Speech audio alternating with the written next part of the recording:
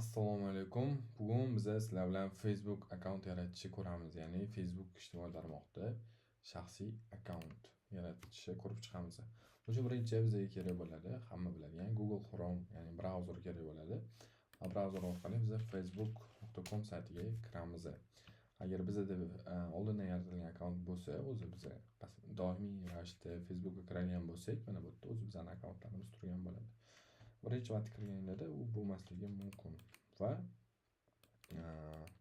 shunaqa bo'sh joy bo'ladi. Bu yerda biz sozdать новый akkaunt knopkasini bosib, bu yerga o'z ma'lumotlarimizni kiritamiz. Ma'lumot kiritayotganda eng asosiy narsa bu bizning ma'lumotlarimiz pasport bilan bir xil bo'lishi shart. Ya'ni ismimiz, familiyamiz, tug'ilgan yil, oy, kunimiz barchasi pasport bilan bir xil bo'lishi kerak. Shuni yodda tutinglar, pasport bilan bir xil bo'lishi kerak. Biz boshlaymiz. O'zim uchun profil yaratishga harakat qilaman. Ism, familiya, tug'ilgan kun, oy va yil kiritdik. Xo'p.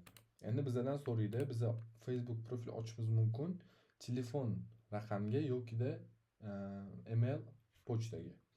Ya'ni yo unga, yo bunga registratsiya qilishimiz kerak va shu bizning kiritgan telefon raqamimiz yoki-da email adresimiz, email manzilimiz bizani login sifatida ishlaydi keyinchalik. Shunda hop, men hozir telefonimni ochaman.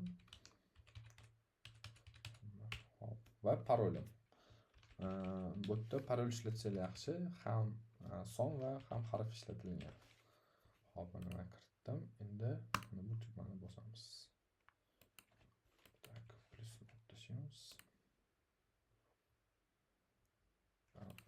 Ikkita bir ketibdi. Tak. Buni kiritganimdan keyin akkaunt ochilishi kerak. Tak. Bu so'raydi, sizda akkaunt bormi, balkim bordir, o'shani qidirib ko'rasizmi deyishi mumkin. Yo'q, biz sozdать новый akkaunt knopkasini bosamiz. Bu har doim ham chiqarmaydi, ba'zida shunaqa so'rab qolishi mumkin. Xo'p, endi bizani kiritgan telefon raqamimizga Facebookdan SMS kelishi kerak, ya'ni mana ko'rsatayotgandek SMS. Xo'p. Buni kutib turamiz.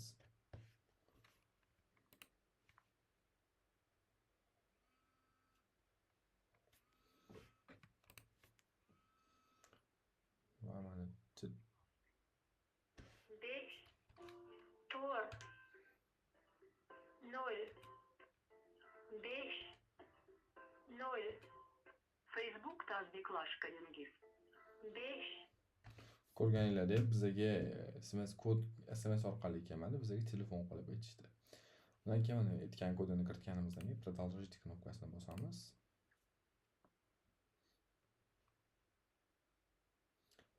Tak. Va bizga aytdiki, mana shu hozirgi kiritgan raqamingiz bizni login sifatida ishlaydi dedi. Endi biz Facebookga bemalol kirsak bo'ladi. Mana hozir загрузка bo'lib turibdi.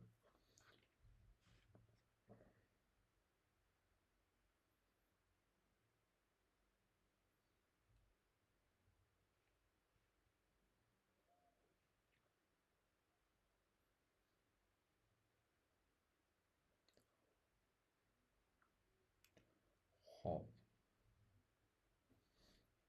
Mana hozir Facebookimiz ochildi. Ochilgandan keyin bizdan birinchi so'raydi. Bizning telefonimizning kontaktlarimiz bo'lmasa bizga yaqin odamlarni bizga taklif qilishi mumkin. Kontaktlar orqali.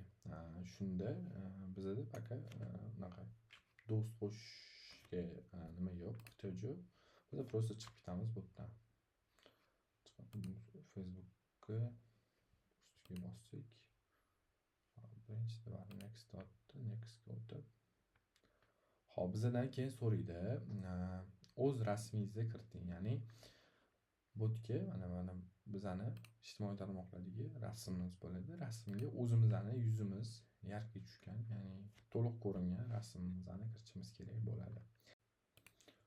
Hop, bu yerga biz o'zimizning rasmimizni qo'yamiz. Добавить foto. Kompyuterimizdan yuklab olsak bo'ladi. O'zim rasmni qo'yaman. Ya'ni rasmimizda yuzimiz aniq va tiniq ko'ringan bo'lishi kerak. Xo'p, yuklaganimizdan keyin bo'lib endi biza bu yerdan Facebook bemalol ishlatsak bo'ladi. Xo'p. Facebook profilimiz ochildi, tayyor. Va sizlar agar qo'shimcha ma'lumotlar kiritmoqchi bo'lsanglar, mana bu yerdan добавить биографию, редактировать информацию или aktualniy bo'lsa, agar bu yerdan qo'shib qo'ysanglar bo'ladi. Xo'p. Facebookda blog uchmaslik uchun yana bir qancha tavsiyalar bor. Ularni keyingi darsimizda darslik qilib ko'rsataman. Ya'ni ikki faktorli autentifikator degan narsa bor. Ya'ni bizani himoyamizni kuchaytiruvchi autentifikator, ya'ni ikki etapli parol desa ham bo'ladi. O'shani o'rnatishni ham ko'rib chiqamiz. Hozircha shu profil ochish unaqa qiyin emas. Mana shu ketma-ketliklarda sizlar ham o'zingizlarni profillarni ochib olsanglar bo'ladi va Facebookga kirish qismi shu bo'ladi. Hop, keyingi darsda biz o'tamiz Facebookda sahifa yaratish va uni Instagram profilimizga ulash bo'yicha gaplashamiz. Hammalarga rahmat. Keyingi darsda ko'rishgungacha.